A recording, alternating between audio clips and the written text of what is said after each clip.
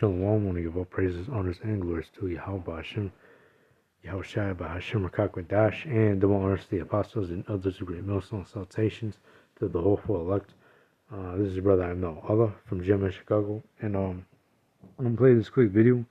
Alright, so basically what just happened, I believe 2 days ago or a day ago, recently, Trump has signed a executive order basically declaring martial law. Alright. And without further ado, I'm just going to go ahead and let this video play so you can guys understand what is being said, right? As far as what the executive order, or what's in the executive order, right? But I'm going to just play it. That Trump signed today might be his most sinister one yet, and that's really saying something. I'm Eliza Orland's career public defender for 15 years in Manhattan, and I have to break this down for you. So today's executive order is called Strengthening and Unleashing America's Law Enforcement to Pursue Criminals and Protect Innocent Citizens. Trump is acting like safe communities are the impetus behind this and empowering law enforcement to firmly police dangerous criminal behavior. But that's not at all the reality of what this executive order does. In this executive order, he's not just unleashing the police, which he is doing, but he's dismantling reforms, criminalizing equity, and militarizing local law enforcement all at once. First, Trump's order frames progressive reforms as the real problem, things like anti-bias training and limits on use of force, as opposed to police misconduct and brutality. He says cities need to unleash aggressive policing and stop harmful and illegal equity policies. He wants to replace any efforts that make policing fairer or more accountable and replace them with unchecked force. In Section 2, this order creates a legal defense fund for officers who might get sued based on their official actions. Meaning, if a cop kills someone, don't worry, the federal government will defend them, no questions asked. Section 3 basically guts consent decrees, and those are the agreements that the DOJ uses to fix unconstitutional policing. So if a police department was found guilty of unconstitutional abuse, this order says set them free. Section 4 of this order says that they should increase the provision of excess military and national security assets in local jurisdictions. What does that mean? It means your neighborhood may become a war zone. They're going to militarize the Section 5. Section 5 is the most dangerous of them all.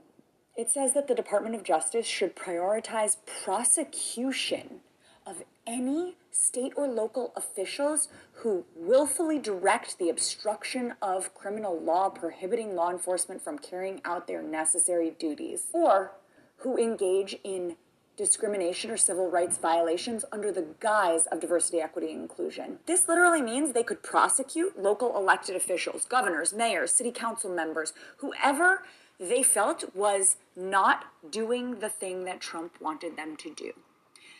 This is so dangerous. This is not public safety. This is not rule of law. This is political revenge. This is authoritarianism. This is terrifying. And then finally, Section 6, that Homeland Security Task Force protecting American people against invasion, to coordinate and advance the objectives of this order. And this will help the Trump administration crack down on communities within this country who Trump doesn't like. This is not about public safety. This is about control. This is about militarization and expansion of policing. This is about silencing reform. This is potentially about Trump laying the groundwork to invoke something that strongly resembles martial law. We have to fight back because the stakes could not be higher. So if you found this breakdown helpful, please make sure you're following me here and on all platforms for more, and leave questions in the comments if you have them. Thanks for being here. I think one of the So yeah,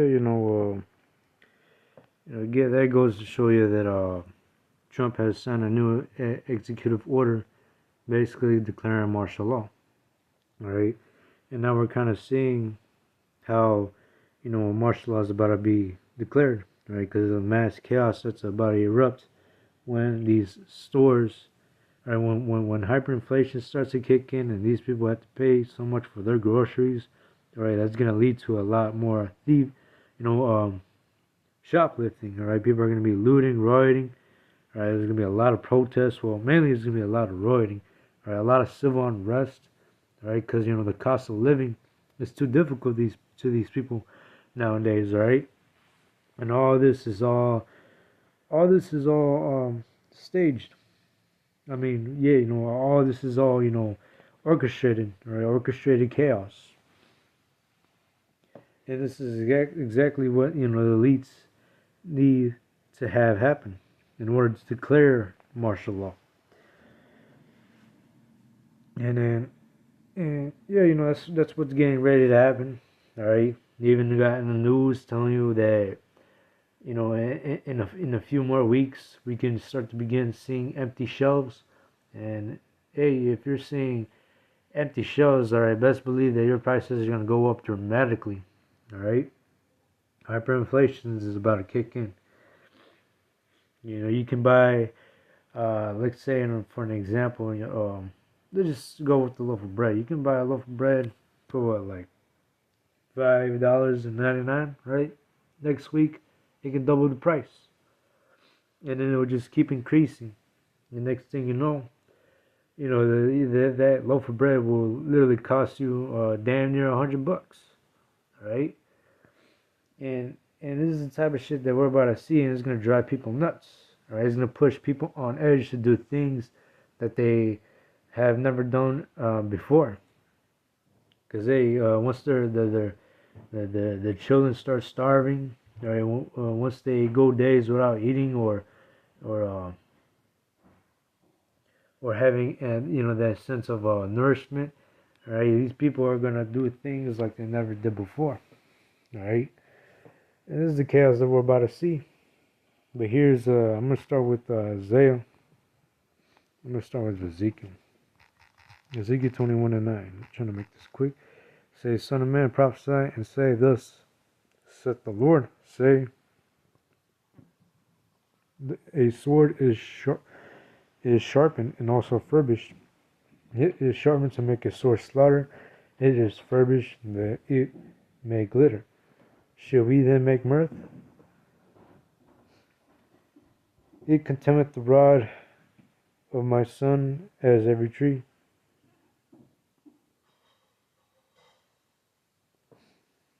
And right now, the Lord is sharpening a sword, all right, made for slaughtering, all right, using Esau. And we understand that through the scriptures, all right, the Lord, He controls, everything and everybody. He controls these heathen nations and even Esau as well. And He's going to use Esau, all right, Esau's blessing, as the sword, all right, to come down with great wrath upon you 2/3, all right. And that's why you see Trump signing an executive order basically declaring martial law, which is getting ready to be declared when civil unrest and then in the moment of reality hits these people so hard in the face, right? Verse 11. And he hath given it to be furbished that it may be handled. This sword is sharpened, and it is furbished to give it into the hand of the slayer. So yeah, the Lord is preparing, to sharpen that sword, right? Such as Esau, because Esau is getting ready to come down with great wrath, right? Being prepared for the executioner, right? To give it to the hand of the slayer. Cry and howl, Son of man, for it shall be upon my people, it shall be upon all the princes of Israel. Terrors by reason of the sword shall be upon my people. Smite therefore upon thy thigh, because it is a trial. And what if the sword contemn even the rod? It shall be no more, saith the Lord.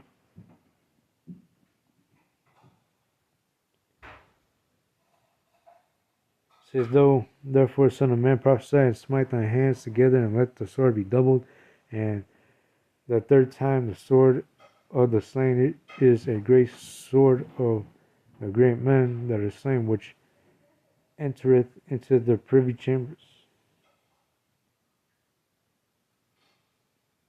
But nonetheless, the main point we're hearing this in this scripture is that the Lord is preparing, a sword, made for slaughtering. All right.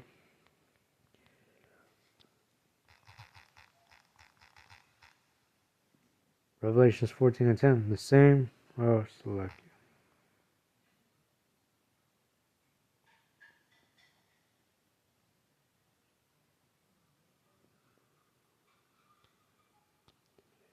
They are meant to get Revelations 4 and 10.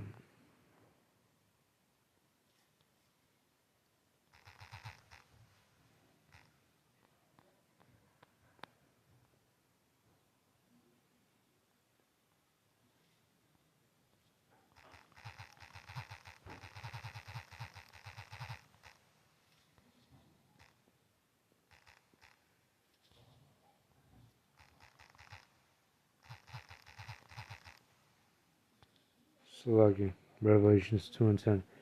Fear none of those things which those shall suffer. Behold, the devil shall cast some of you into prison, that ye may be tried, and ye shall have tribulation 10 days. Be thou faithful unto death, and I will give thee a crown of life. And yeah, when martial law gets declared, best believe they're gonna have FEMA camps, right? They're gonna have the guillotine there too, and a lot of people are gonna get rounded up and being thrown into them, FEMA camps, right? It says, and ye shall have tribulation 10 days. And hey, 10 days can be, weeks, months, right? Some of the elect are going to be thrown into FEMA camps, but the Lord is going to deliver them out of it.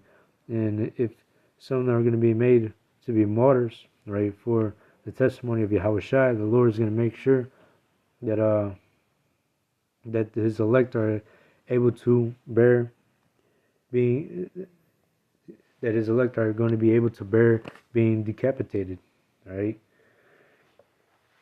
Right, for refusing to take the RFID microchip, because this is what's all about. Esau wants to establish his New World Order by microchipping everybody on the entire earth.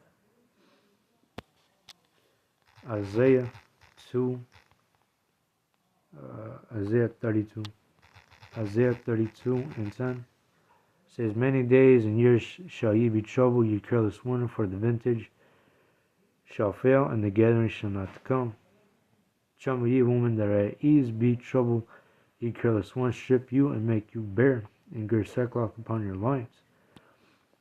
And hey, when martial law gets declared, alright, you ain't gonna have those independent women, right, in them days, in these perilous times of war to come, alright. In the scriptures, it tells you that the Lord shall make a man more precious than fine gold, alright, and these women are gonna want a man of the Lord, because we have, the wisdom, knowledge, and understanding that is gonna sustain, alright, the Lord's elect in these perilous times that we're coming into, alright, and then these women, these women, a lot of them are gonna be doomed, right?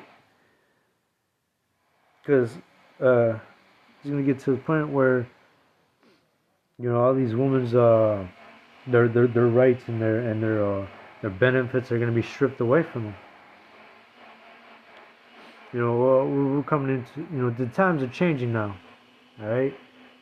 The times are changing to the point where you're not going to be able to dial 911 anymore.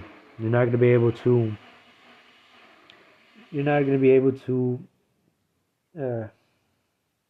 these women aren't going to be able to, fight back. Because when all hell breaks loose, all right, it's going to be lawlessness, brutality, all right? There's going to be all kinds of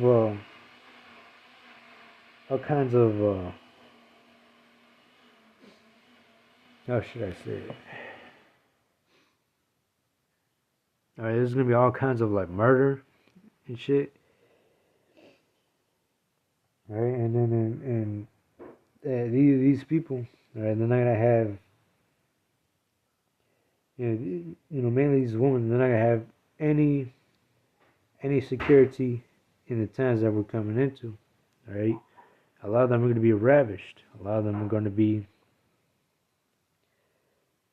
A lot of them are gonna face death too. But it says, tremble ye women that are at ease, be troubled ye careless ones, strip you and make you bare, and gird your sackcloth upon your loins. And hey, the Lord is really gonna humble these women out here, all right? Those who've been prideful, all right, wickedly prideful. All right, these women are gonna realize that they're their own pussy, their own body cannot deliver them, right? Really, the only ones that can deliver them is a man of the Lord. Now, this is when a woman is gonna really need us, right? In these times that we're coming into. It says, First Timothy 2:15. Notwithstanding, she shall be saved in childbearing if they continue in faith and charity and holiness with sobriety. So yeah, these women, when all hell breaks loose, these women, they can't save themselves, all right? They're gonna need a man of the Lord, all right, to get through, these perilous times that we're coming into, all right? And the time is really changing fast. The Lord is speeding up the time, all right, for the elect's sake. All right, He's shortening the days for the elect's sake. Right? But nonetheless, I hope this lesson was edifying. I want to give all praises, honors, and glories to Yahweh Bashem, Yahushua, and Shalom.